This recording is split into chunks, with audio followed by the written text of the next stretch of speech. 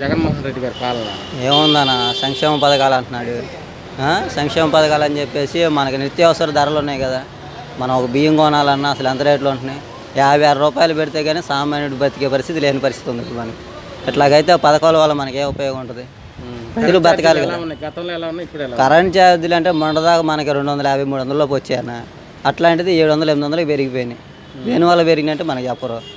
అదేమనంటే ఏదో మాట్లాడుతుంటారు. మరి అట్లా ప్రజా సమస్యల గురించి అడుగుతుంటే వ్యక్తిగత దూషణ చేయడంపై మీరేమంటారు?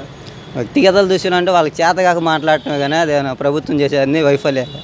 దానివల్ల ప్రజలకైతే న్యాయం జరగట్లేదు. అందరు ఇబ్బందులు పడుతున్నారు. సరైన పనులు కూడా లేవు అక్కడ. అందరూ గతంలో అంటే ఇసుక మాఫియా జరగలేదు. మరి ఇప్పుడు వచ్చేసరికి ఇసుక మాఫియా. ఒకప్పుడు 3000 ఉండేది, ఇప్పుడేమో 7-8 ట్రాక్టర్ పెరిగిపోయింది. మరి సామాన్యుడు ఇల్లు కట్టుకోవాలంటే ఎలా జరిగిద్ది?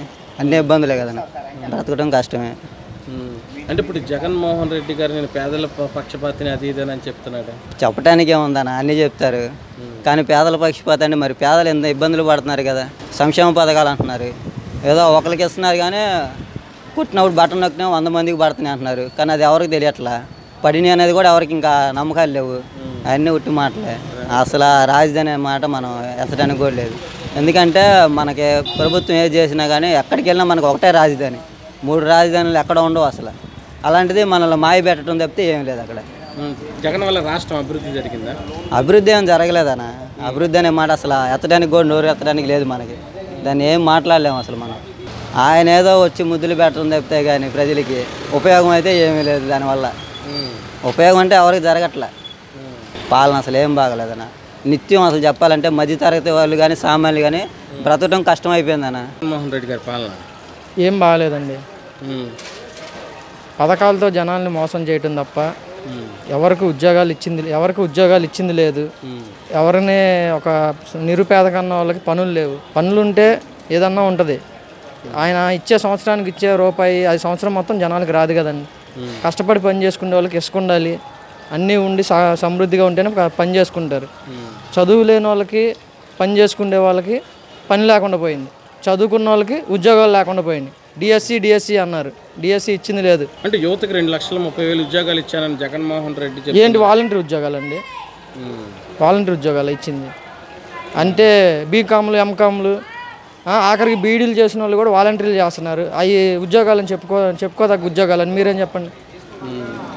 వైజాగ్లో పెద్ద సమిట్ ఏర్పాటు చేస్తే లక్షల కంపెనీలు, కోట్ల పెట్టుబడులు వస్తున్నాయని అన్నారు. అమర్నాథ్ గారు చెప్తున్నారు కదండి. ఏ కంపెనీలో మనకి తెలుస్తుందిగా, మనం చూసి నేర్చుకుందాం. రేపు ఆ కంపెనీలు అయ్యే కంపెనీలు అని చెప్పుకోవటానికి బాగుంటుంది మనకు కూడా. అంటే ఇప్పుడు రాజధాని ఎక్కడే ఉంటుందని ఎలక్షన్ అప్పుడు చెప్పారు. ఈరోజు 3 రాజధానులు, దాని మీద ఏమంటారు? ఈరోజు 3 రాజధానులు అంటే ఇప్పుడు పవన్ కళ్యాణ్ గారిని 3 పెళ్ళిళ్ళు 4 పెళ్ళిళ్ళు అని విమర్శిస్తున్నారు. మరి ఇప్పుడు 3 రాజధానులని అందరూ విమర్శిస్తాం తప్పే ఉందండి. 3 పెళ్ళిళ్ళని మీరు విమర్శించినప్పుడు ఒక రాజధాని ఉండాలని ఒకళ్ళే అంటారు. 3 అని అంటారు ఎవరన్నా? సాటి మానవుడిగా మనం చెప్పగలిగింది ఏంటంటే వ్యక్తిగత దూషణ అనేది మనం చేయటమే తప్పు. అది అధికారంలో ఉన్న వాళ్ళు చేయటం అసలు తప్పు. ఓవరాల్గా జగన్మోహన్ రెడ్డి గారి పాలన అంటే ఏమన్నా? జగన్మోహన్ రెడ్డి గారి పాలన అనేది ఒకటేనండి. ప్రభుత్వానికి సంబంధించి ఏదన్నా కానీ పథకాలు ఇస్తున్నాము, జనాలు ఓట్లేసేస్తారు, గెలిచేస్తాం అన్నదే వాళ్ళ పాలన. అది అంటే మద్యపాన నిషేధం చేసి ఎలక్షన్కి వెళ్తాను, ఓట్లు అడుగుతాను అన్నారు. మద్యపానం నిషేధం అంటే అది చేయలేదండి. చేయకపోవటం వదిలేసి ఉదయాన్నే 6ంటికి తీసేయటం, బార్లు దండుకోవటం, అదే అయిపోయింది. ఏదో ఇప్పుడు ఎలక్షన్ కోడ్ అని చెప్పేసి ఇప్పుడు 11ంటికి తీయటం, టైం టు టైం మెయింటెనెన్స్ చేస్తున్నారు. అది ఎప్పటికప్పుడు దోచుకోవటమే అయిపోయింది మద్యం మీద. ఇంకా మద్యం ఏం ఆపుతారండి? దోచుకుండేది దోచుకుంటా, మద్యం ఆపేది లేదు. ఒకసారి మానవుడు వెళ్ళి పని చేసుకొని ఒక 100 రూపాయలు పెట్టి తాగేవాడు ఈరోజు 300కి తాగాల్సి వస్తుంది. సగానికి సగం డబ్బులు ఎటు వెళ్ళిపోతున్నాయి. ఇంట్లో ఇచ్చుకుంటే తక్కువ, పోషణ ఏమో జరగట్లా. ఎట్లా బతుకుతారు? ఇప్పుడు ఆయన ఇచ్చేది సంవత్సరం మొత్తం రాదు కదండి. అట్లాగా పేదరికం, నిరుపేదల దగ్గర నుంచి ఎవరన్నా కానీ ఈ రోజుల్లో బతకడం కష్టమైపోయిందండి.